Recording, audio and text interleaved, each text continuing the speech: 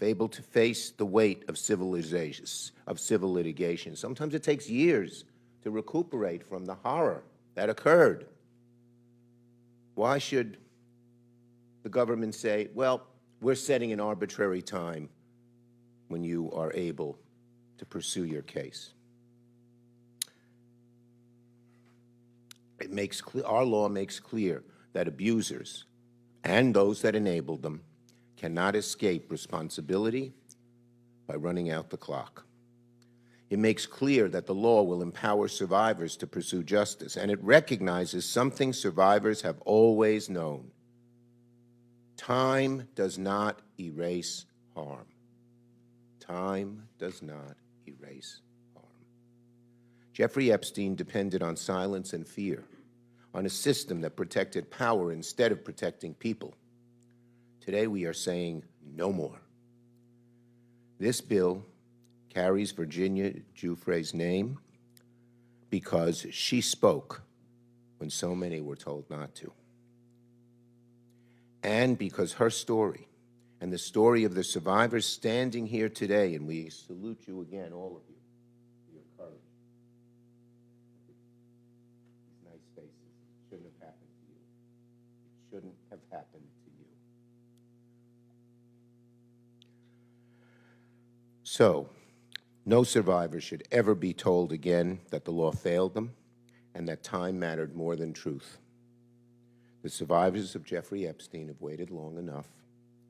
Virginia waited long enough. The time for justice is now, and Congress must act. So now let me call on our great leader in the House, Representative Teresa Leger Fernandez. Where'd you go? Oh. Thank you. Thank you so much, Leader Schumer, for your amazing work on this issue, which is not new. You have championed these issues for many, many, many years in the House and in the Senate. But I want to also acknowledge the survivors. We have shed tears together because what happened was horrible. The cover-up and the abuse that continued by refusing to acknowledge the pain and the crimes and everything that happened was also an injustice. And that's what we are here to do today, to say that justice delayed is indeed justice denied. And one of the lines that the survivor shared with me early in the many meetings we've had, and it's chilling, it's a chilling warning that Jeffrey told them. He gave them this warning. He told the women and young girls, I have the government, I have the banks. In other words, you are powerless. Imagine hearing that from the man who abused you. Imagine being a young girl, a young woman already traumatized and being told that the system, the government, the institutions, the courts, the powerful are on his side. That he and those to whom you were trafficked are untouchable. That the world is made up of the powerful who are above the law, above reproach, and you are disposable as a mere object of sexual use and abuse. And for too long, those sexual predators have been protected by their wealth and power. And now, with the help of Donald Trump and Pam Bondi, the pedophiles and sexual predators are being protected by our government. But today we're one step closer to proving Epstein wrong. But this bill is bigger than Epstein. It's bigger than the abuse that the victims endured. It takes years for victims of abuse to feel safe enough to come forward, and time should never be a weapon in the abuser's arsenal. Virginia's law eliminates the statute of limitations for key federal civil claims brought by survivors of trafficking and sexual exploitation. It includes a look-back window, so survivors who were previously barred, who were told, no, you do not have access to the courtroom, so they have time to now go back and seek justice. And it clarifies that traffickers cannot escape accountability by committing abuses in another jurisdiction. You don't get to escape prosecution by simply putting predators and victims on a plane to a private island or a mansion in Florida or a ranch in New Mexico. Because justice should not depend on a calendar. Justice should not depend on geography, and it should never depend on how powerful your abuser is. To Virginia Giuffre's family, thank you, thank you, thank you for letting us use her name in this law. It's her courage that we are honoring today with Virginia's law. Her courage unlocked the first set of gates that were protecting the rich and powerful. This bill will unlock the doors to the courthouse for the survivors. And to every Epstein co-conspirator and sexual predator, we're coming for you.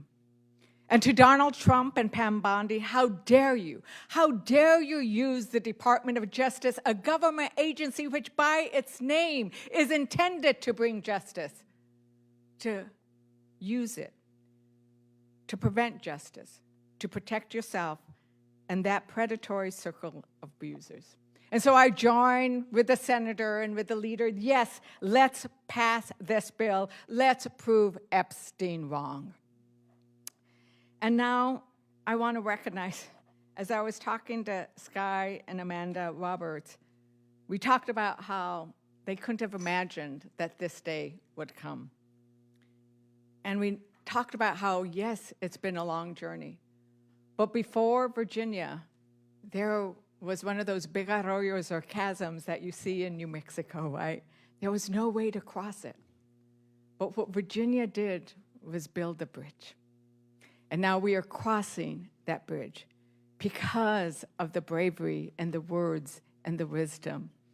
And I'm sorry for the loss of Virginia.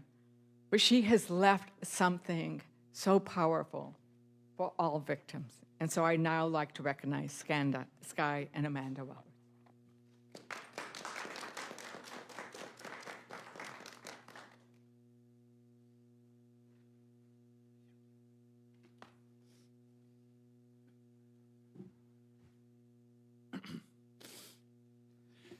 That was a tearjerker.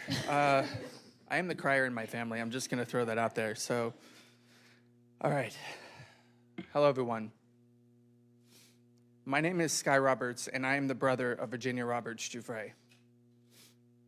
I am deeply honored to stand here today alongside some of the most extraordinary people you will ever meet, including World Without Exploitation, Congressman Chuck Schumer, Congresswoman Teresa Leger Fernandez, survivors of Jeffrey Epstein, and the legendary Sigrid Macaulay, known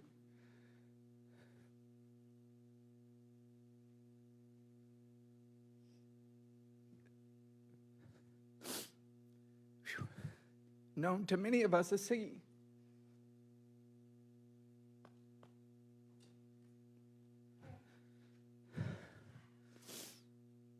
I want to begin with a single word. A word that meant everything to my sister. A word we will not stop fighting for until real justice is served. And that word is change. Virginia's dream was to inspire and empower survivors to come forward. In a world that too often turns away from abuse and pushes it into the shadows, she wanted to bring light. That light is change. Virginia's dream was to inspire and empower survivors to come forward. One of the main missions of her nonprofit, SOAR, was to eliminate the statute of limitations on adult sex trafficking. She talked about it all the time while elevating the voices of survivors, alongside her publicist and dear friend, Deanie von Muffling. Today, we give Virginia her voice back. We amplify the voices of survivors around the world. Today, we send a clear message to perpetrators everywhere by introducing Virginia's Law. We are introducing Virginia's Law because survivors deserve justice, not expiration dates. Change must mean justice, not someday, not in speeches, not in private settlements, justice in law, justice in court, and justice in the form of consequence. Virginia's law is more than legislation. It is a change in the truest form. It challenges how we see, how we confront, and how we respond to sexual abuse and sex trafficking, not just in theory, but in reality.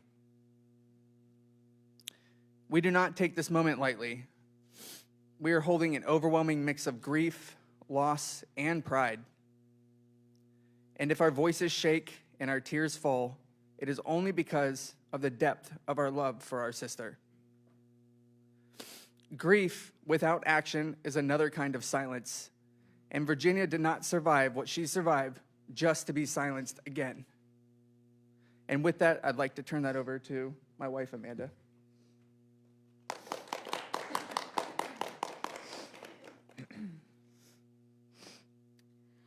Virginia was a passionate voice, a fierce warrior, and an unwavering advocate for survivors everywhere. She named what others were afraid to name.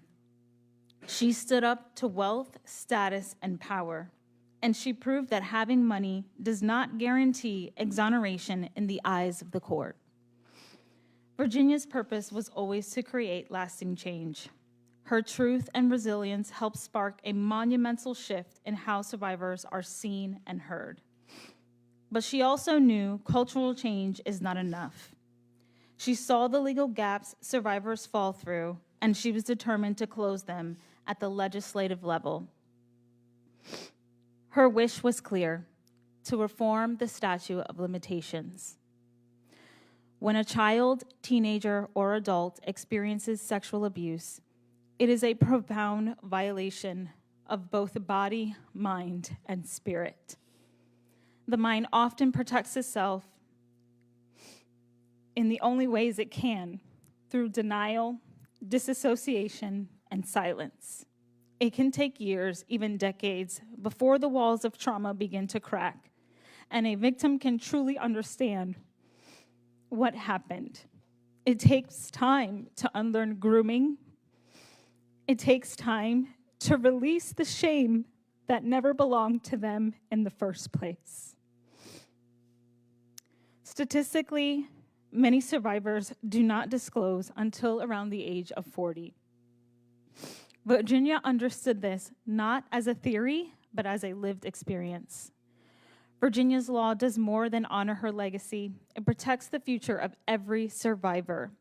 It says legislatively and legally, we see you, we believe you, and what happened to you matters. It says you deserve the right to seek justice, no matter the status, wealth, or power of the person who harmed you, and no matter when the abuse occurred. To every member of Congress, mothers, fathers, sisters, and brothers, we ask you to stand with us, stand with survivors, and say no more. No more silence, no more systems that protect the powerful and deny justice to everyone else. No more laws that treat survivors as though time can erase harm. Pass Virginia's law. Let this be the moment this country chooses accountability over denial, courage over comfort, and justice over obstacles. Page 361, Nobody's Girl. We need to make it easier to punish those who victimize others. Siggy and I want to eliminate laws that limit the period in which survivors can seek justice for their abusers. Virginia put that into writing, and we're here to put that into law.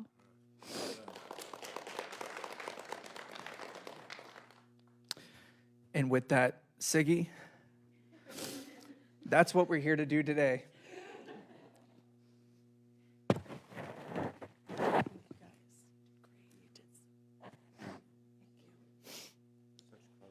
Now everybody knows my nickname.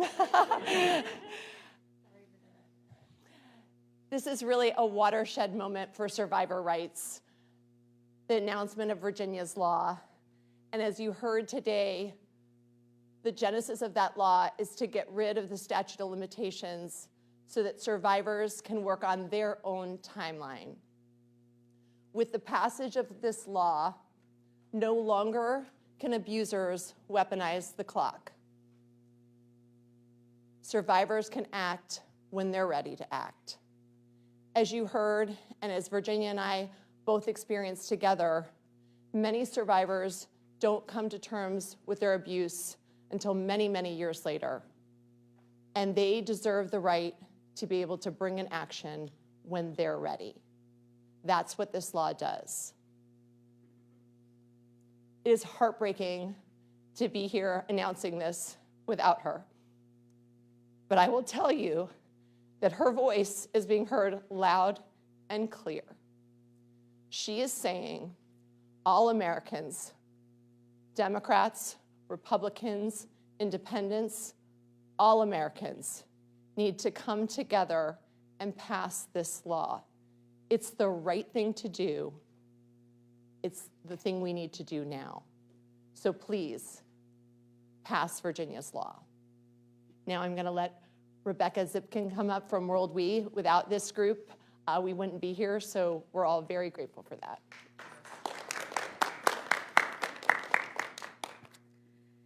Hello, everyone. My name is Rebecca Zipkin, and I'm the Policy Director at World Without Exploitation, and we are the largest national anti-human trafficking and sexual exploitation coalition in the country. And we have had the true privilege of working closely with the survivors who are here today and Sky and Amanda to push forward advocacy to release the Epstein files. And today we are privileged to be here to speak in support of Virginia's law. Thank you so much to Leader Schumer and Congresswoman Leger Fernandez for their championing of this legislation.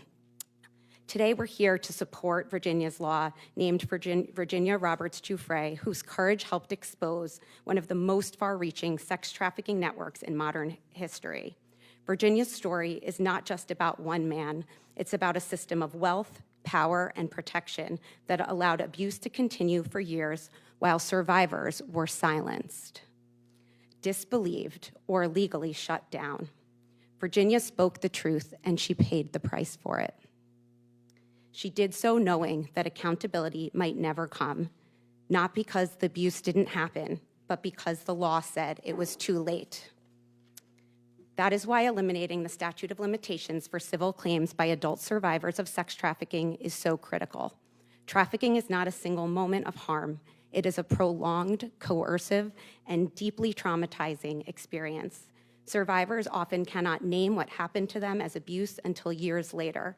They may be threatened, manipulated, financially dependent, or psychologically trapped. Many are children when the abuse begins. Others are groomed into believing they consented when in reality, consent was impossible. The statute of limitations does not account for this reality. Instead, it functions as a legal shield for abusers and the institutions that enabled them. It cuts off accountability before survivors ever had the meaningful chance to come forward. Virginia's law recognizes a simple truth: healing does not follow a legal deadline. Eliminating the statute of limitations does not guarantee survivors will sue. It simply gives them the choice. It restores agency, and it sends a clear message that time does not erase responsibility. Jeffrey Epstein did not operate alone. He relied on enablers, the men who were the buyers, the exploiters, and the abusers. Many of those individuals and institutions have never been held accountable, not because the facts are unknown, but because the courthouse doors have been closed. When civil claims are barred by time, accountability disappears. Virginia's law changes that. It tells survivors you were not too late, you were harmed, and the law will no longer be used to protect those who harmed you. And it tells the public that justice does not disappear simply because an arbitrary amount of time has passed. Justice is not about convenience, it's about courage. Passing Virginia's law is not about reopening the past, it's about finally confronting it. And we owe survivors, all of the survivors here today, and the thousands around the world, nothing less.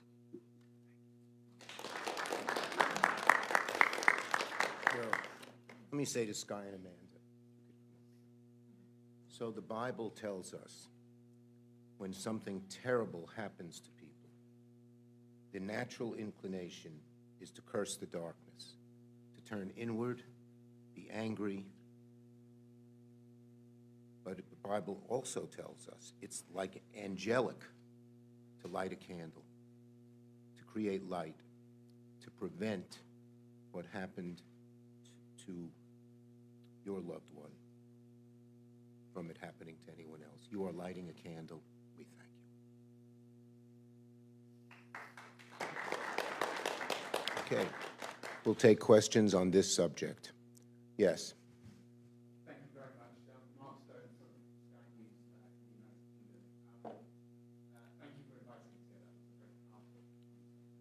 I have a question for you, Mr. Roberts, if that's all right, and also for you as Schumer. Mr. Roberts, the photograph of the then Prince Andrew with his arm around your sister has become, certainly in the UK, a defining part of this scandal. Clearly, he is one person who hasn't answered questions here. What is your message to Andrew Windsor today, please? I think he should show up in front of our Congress and answer questions. I think that he has a lot of questions he needs to answer, and he has been exploited through these files to have inconsistencies in his own messaging. So I want today to be about Virginia's law, to not allowing this to happen again, but to Prince Andrew, former Prince Andrew Mountbatten Windsor, to be specific. He needs to show up. He needs to show up, and he needs to answer questions in front of our Congress.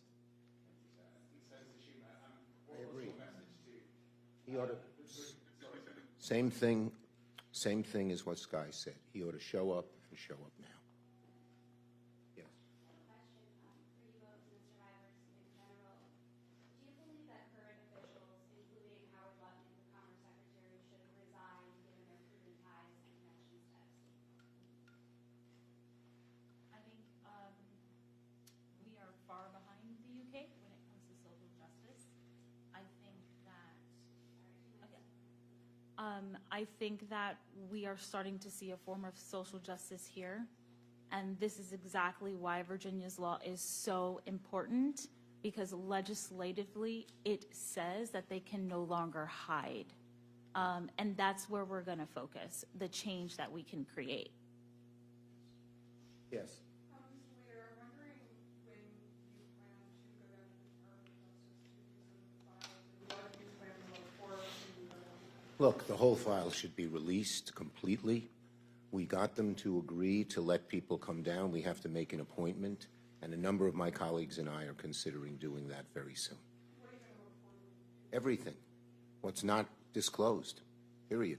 Yes. Can you outline how this legislation builds on the bill that President Biden signed a few years ago? Were there shortcomings that this tries to fix? And you also mentioned new avenues for legal action. Can you tick off any of those? Yeah, the bottom line is we want this to be, our law has no loopholes. We don't want any loopholes in this law, because the lawyers for those who did such terrible things will exploit them. That's number one. And number two, we're going to pursue every legal avenue we can. I have to go. Thank you, do you want to? Yeah. Last answer for Teresa. Yeah, and I think it's really important to recognize that we need to provide protections and an avenue to the courtroom for everybody, whether you were a minor or an adult when you were abused. And we do need to go and see those files. I will be going, I believe, tomorrow morning. But the idea that we have to make an appointment and that they're scrutinizing and that they have failed to disclose under the Epstein Transparency Act half of the files. And when they've done so heavily redacted, protecting the predators and exposing their survivors. So we need to call out those actions by the Department of Justice at all times. We are not going to rest till all the files are released, period. Whatever means we have to pursue. Is that right? Yes. That's right. Thank you. Thank you, everybody.